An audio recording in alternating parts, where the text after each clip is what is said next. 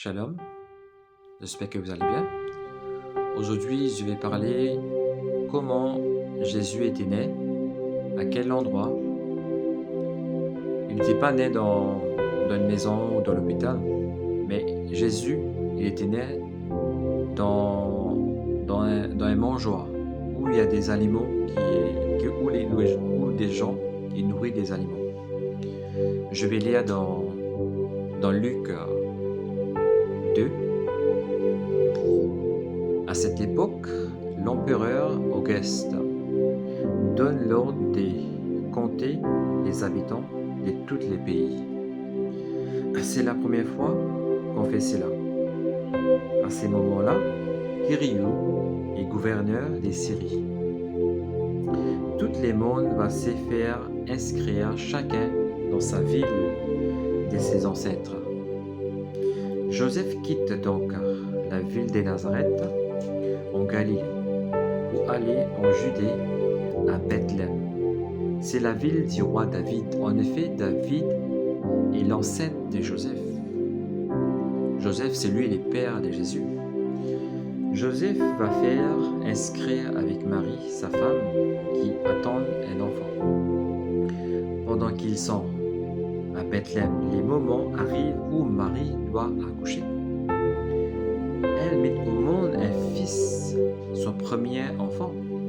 Elle l'enveloppe dans une couverture et elle se couche dans une mangeoire.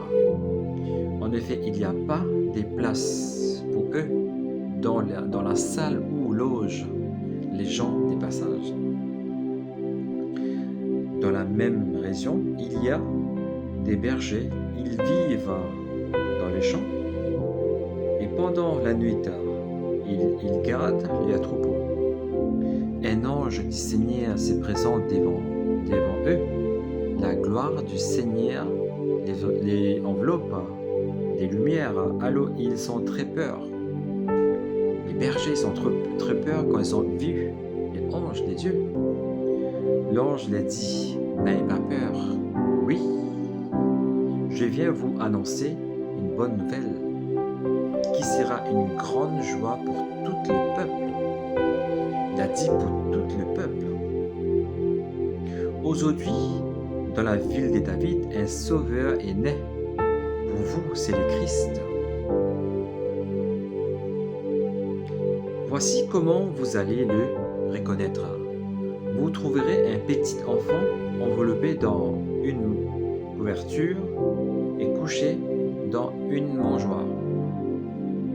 Tout à coup, il y a avec anges une troupe nombreuse qui vient du ciel et chante la louange de Dieu. Il dit comme ça, gloire à Dieu au plus haut des cieux et sur la terre, paix à ceux que Dieu aime. Ensuite, les anges quittent les bergers, retournent au ciel. Alors les bergers se disent entre eux, allons jusqu'à Bethléem. En voyant ce qui est arrivé, c'est que le Seigneur Dieu nous a fait connaître. Il part vite et il trouve Marie, Joseph et le petit enfant couché dans la mangeoire. Quand il les voit, il raconte ce que l'ange lui a dit sur ses enfants. Tous ceux qui entendent les bergers sont très étonnés de leurs paroles. Marie retient toute la mère, c'est-à-dire la mère de Jésus, Marie. Marie retient tout ce qui s'est passé. Elle réfléchit à cela dans son cœur. Ensuite, les bergers réparent, ils rendent gloire à Dieu et chantent la louange pour tout ce qu'ils ont vu avec des yeux et entendu. En effet, tout s'est passé comme l'ange avait annoncé. Après cela, le moment arrive où Marie et Joseph doivent faire la cérémonie de purification comme la loi de Moïse demande. Alors ils emmènent l'enfant à Jérusalem pour les présenter au Seigneur. En effet, la loi du Seigneur dit il faut donner au Seigneur le premier garçon né dans la famille. Ça, c'est à l'époque. À l'époque, avant Jésus naît, il y a des lois, il y a des lois il faut respecter. Il dit comme ça à la suite. À Jérusalem, il y a un homme appelé Siméon. Cet homme est juste et fidèle à Dieu. Et il attend celui qui doit être la force du peuple. L'Esprit Saint est avec Siméon. Et il lui dit à l'avance. L'Esprit Saint dit à Siméon à l'avance, tu ne mourras pas avant de voir le Messie du Seigneur Dieu. Alors Siméon, poussé par l'Esprit Saint, va dans le temple à ces moments-là. Les parents de Jésus emmènent leur enfant pour faire ce que la loi du Seigneur demande pour lui. Siméon prend l'enfant dans ses bras. Il remercie Dieu. Ils disent, maintenant Seigneur, tu peux laisser ton serviteur mourir dans la paix, comme tu l'as dit. Pourquoi il dit ça? C'est parce que Siméon, il attend voir cet enfant, c'est-à-dire il attend Jésus. Il ne voulait pas mourir avant de voir Jésus. Mais là, il dit comme ça, maintenant, Seigneur, tu peux laisser ton serviteur mourir dans la paix. Comme il a vu l'enfant, il était plein de joie. Parce qu'il était très âgé, il était vieux.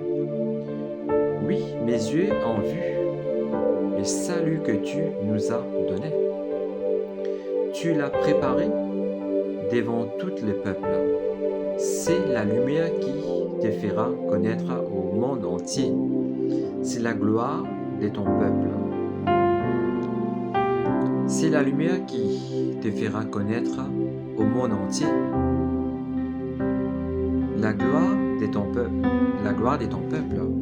Le père et la mère de l'enfant sont étonnés de ce que Siméon dit de lui. Siméon le bénit et il dit à Marie, la mère de Jésus, à cause de ton enfant, beaucoup de gens vont tomber ou s'est relevé. Il sera un signe de Dieu, mais les gens les rejetteront. Pourquoi il dit les gens vont rejetteront? Là, Siméon, il a vu pour très après, c'est-à-dire pour plus tard. Il a vu comment, c'est-à-dire ça nous montrait en fait quand Jésus allait mourir dans la croix. C'est ça qu'il veut dire en fait, les gens jetteront parce que Jésus il a choisi les biens, il a rejeté les mal. Verset 11, il dit aujourd'hui dans la ville de David, un sauveur est né. Pour vous, c'est le Christ, le Seigneur. Quand vous voyez bien, même les anges, ils sont venus adorer Jésus quand Jésus était né.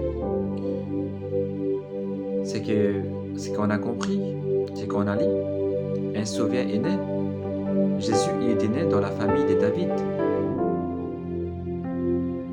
Et c'est des gens dit dans l'Ancien Testament qu'on lit vraiment, David, il voyait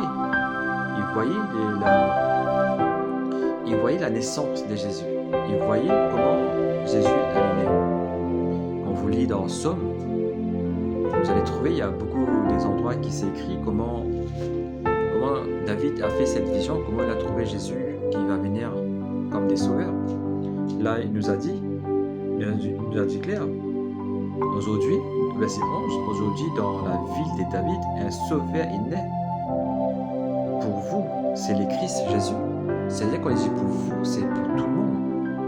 Si on croit, si on cherche, on trouvera. Mais moi, ce que je vais dire aussi, c'est que voilà, ce matin, ce que je voulais parler. Et voilà, et si vous voulez croire,